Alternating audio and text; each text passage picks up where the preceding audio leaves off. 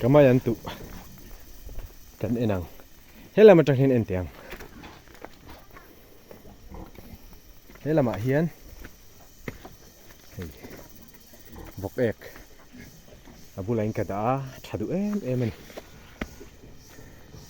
hei hang lai chawa ten kan tua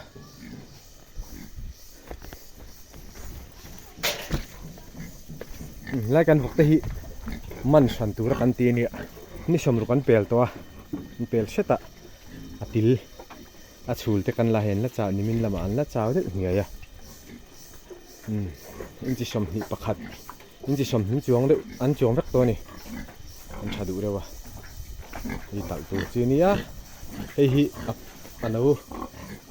kan the mek so ania vaina hei ken tur ka jaya su dara hei hi mei khatira nei tur ania he tami hi anu kan the to lai mi khu anu kan the to boka hei lai ila kan en le tur hi ni ja som paruk na ania no nei thei mai din huna ding to ni nei hun to ni hei hi ka le lama nei tur ania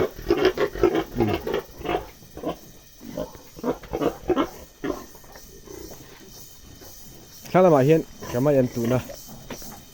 tam dar jo ka chu ania hei vokin nai lu tu ka tu du lawa he lama hi ka tu a hei hanglai tere sang kan siama hei he tan so ta thing so ngan tu a hei a thadu ania tian vok ek thiang him deuin kan e ni mai vok ek te chu da lawila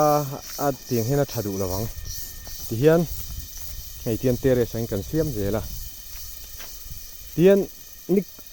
amun zaule zaulo lam chu thu san ni se kan ei siang lawani ni kumpo khana chor chak ema a om rei fe omani tian vokin nai lu tuk lawa hing kan tua hela ma mi te hi ruan sura a por khop mai voin hi se tangin ni som pakua april sang ni le som pali nia ken cho te kan siam loka ei vok ek hi om le tran de to ka thian 5 vek zera so ta thing son le tha ka manga hemi noi mi te poi ka thiana he lampang heng noi mi te po hi tiang ka the tha ka thiar kha vok ek thiang him dein kan e ni mai indirect dawin chemical lamchi man ai chun tha jok khrisel jok to ngai lai voina vokin chuat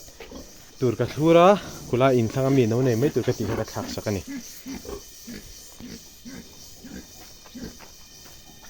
du to kong lu mun man no vek ule